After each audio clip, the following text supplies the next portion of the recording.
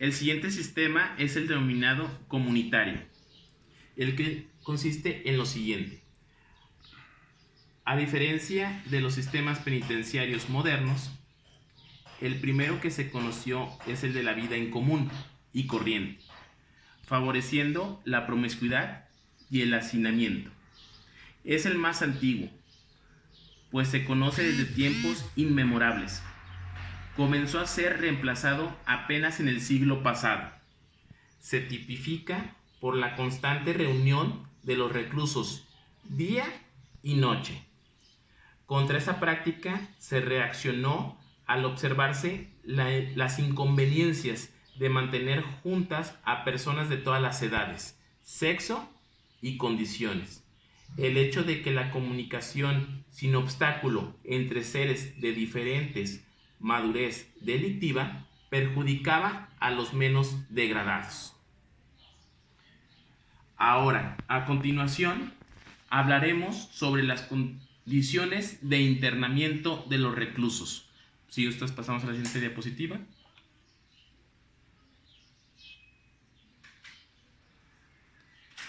Prácticamente tenemos como primer tema la administración de prisiones.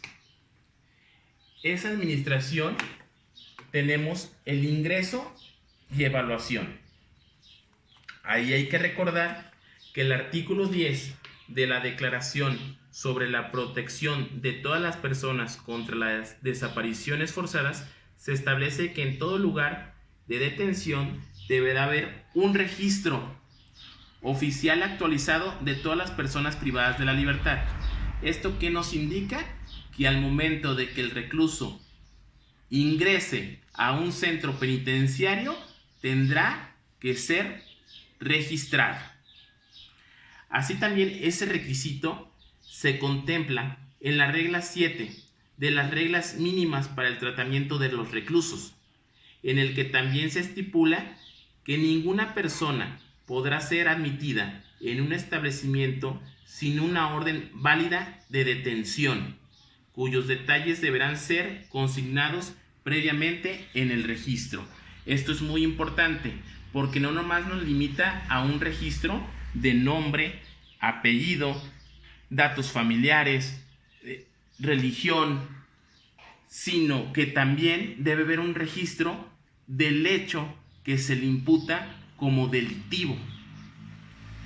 Ahora, hay que tomar en consideración que la regla 35 establece a su ingreso, cada recluso recibirá una información escrita sobre el régimen de los reclusos de la categoría en la cual se haya incluido, sobre las reglas disciplinarias del establecimiento y los medios autorizados para informarse y formular quejas, y cualquier otra información necesaria para conocer sus derechos y obligaciones que le permita su adaptación a la vida del establecimiento. Si el recluso es analfabeto, se le proporcionará dicha información verbalmente. Aquí también es importante esta regla porque ya como vimos, es el registro de datos generales, es el registro del hecho delictivo. Ahora hay que hacer un registro para su clasificación. ¿Con qué tipo de reclusos va a poder convivir? ¿Para efecto de qué? De que el Estado tenga una prioridad en relación con la ejecución de la pena. Asimismo, hay que tomar en cuenta lo establecido en el artículo 24 del conjunto de principios para la protección de todas las personas sometidas a cualquier forma de detención o prisión. En dicho principio se establece: se ofrecerá a toda persona detenida o presa un examen médico apropiado, con la menor dilación posible, después de su ingreso en el lugar de detención o prisión. Y posteriormente, esas personas recibirán atención y tratamiento médico cada vez que sea necesario. Esa atención y ese tratamiento será gratuito. Ese requisito también se establece en la regla 24 de las reglas mínimas para el tratamiento de los reclusos. Aquí es importante. También tenemos otro dato, que al momento de que una persona sea ingresada a un centro penitenciario, se le tiene que hacer un examen médico para efecto de saber las condiciones de salud en las que se encuentra, y de ahí partirá si es necesario que se le dé atención médica en ese momento o se le tenga que realizar un plan médico. Si gustas, pasamos a la siguiente diapositiva. Bueno, como ya dijimos, en el registro deberán anotarse todos los datos del recluso. En esos datos es el nombre y apellido, fecha de nacimiento, sexo, rasgos identificativos, dirección, nacionalidad, idioma. Asimismo, tendrá la orden válida de detención, la fecha de ingreso, la fecha de puesta en libertad, una lista de sus efectos personales, firmas, un informe médico por separado. Ahora, vamos a analizar las condiciones de vida. Las condiciones de vida tenemos que versa en 4 rubros, que son los más importantes: alojamiento, higiene, alimentación, vestimenta. Estas condiciones de vida en una prisión constituyen uno de los factores primordiales para determinar el sentimiento de autoestima y dignidad de los reclusos. La calidad del alojamiento, la disposición de los dormitorios, la alimentación que reciben los reclusos y el lugar en que se sirve esa alimentación, las prendas de vestir que se les permite llevar, el acceso a instalaciones sanitarias, son todos elementos que influyen enormemente en la sensación de bienestar del preso. Incluso cuando las condiciones materiales son adecuadas, las prácticas restrictivas como, por ejemplo, el hecho de tener que pedir permiso a los guardias para ir al aseo, puede afectar la salud mental de los reclusos. De ahí que las condiciones de vida en prisión constituyen un factor importantísimo para la autoestima y dignidad del recluso. Entre las condiciones de vida se encuentra el ambiente de la prisión, que viene determinado por el modo de gestión de la prisión y por el tipo de relación que existe entre el personal y los reclusos. El ambiente de una prisión se puede percibir y observar durante una visita a esta. Ahora, vamos a hablar del tema del alojamiento en particular. Pasamos a la siguiente diapositiva.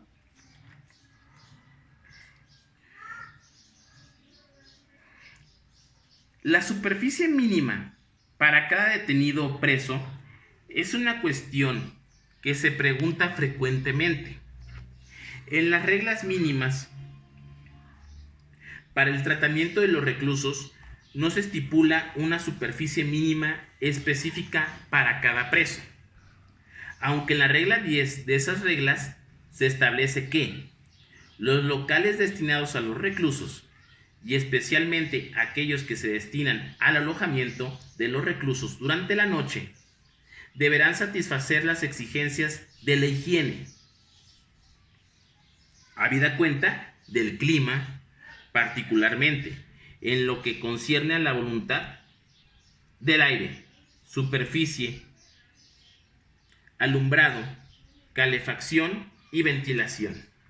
En el reglamento de prisiones europeo tampoco se recomienda una superficie mínima específica. No obstante, la observación relativa al artículo 18 indica que el Comité Europeo para la Prevención de la Tortura y de las Penas o tratos inhumanos o degradantes considera que, en el caso de alojamientos compartidos, la superficie mínima debe ser de 4 metros cuadrados, y en el caso de superficie mínima depende en cuanto al tiempo los reclusos permanecen efectivamente en las celdas y no debería considerarse una norma. Aunque el Comité Europeo para la Prevención de la Tortura y de las Penas o tratos inhumanos o degradantes nunca ha estipulado directamente una norma de ese tipo. Al parecer considera que una celda individual debería medir entre 9 y 10 metros cuadrados.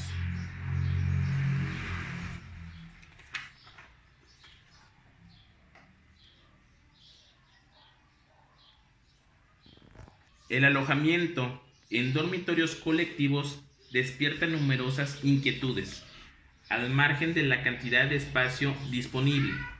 Un número elevado de personas con antecedentes penales,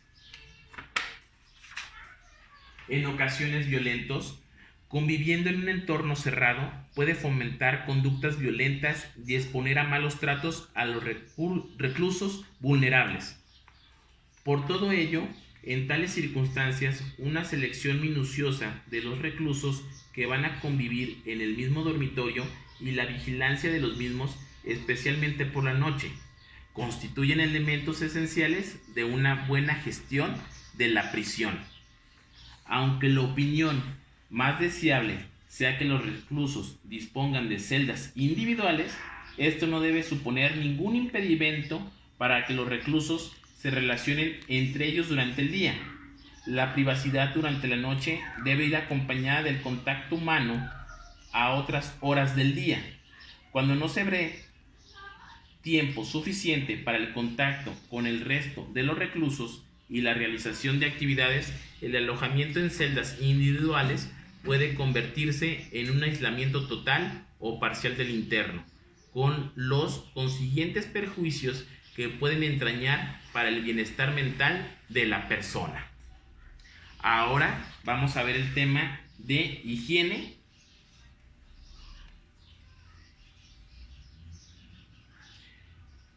No existe una proporción mínima internacionalmente aceptada.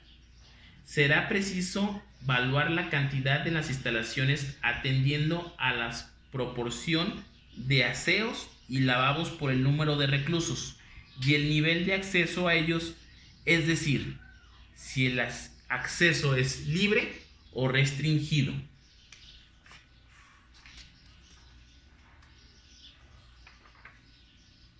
También otro aspecto importante en la higiene es lo relativo al agua potable, que el recluso tenga a su disposición el agua.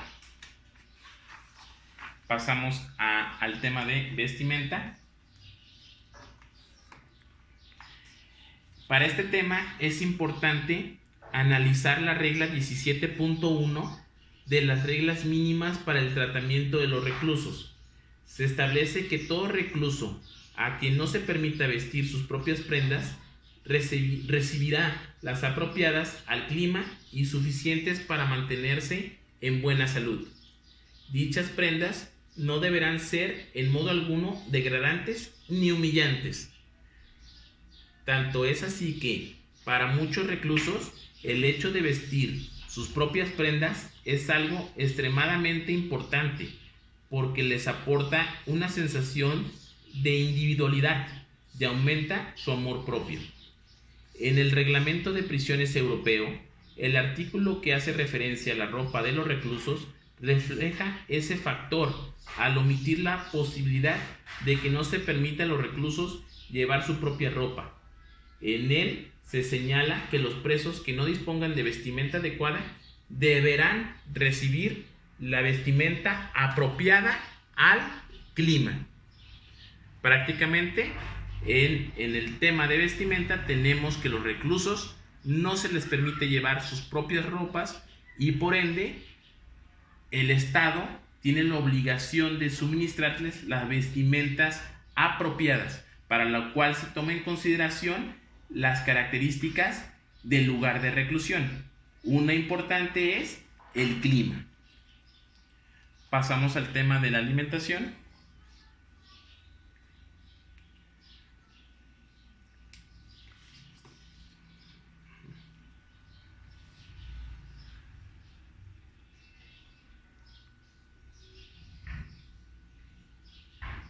Para efecto de la alimentación, se toma en consideración la opinión de un médico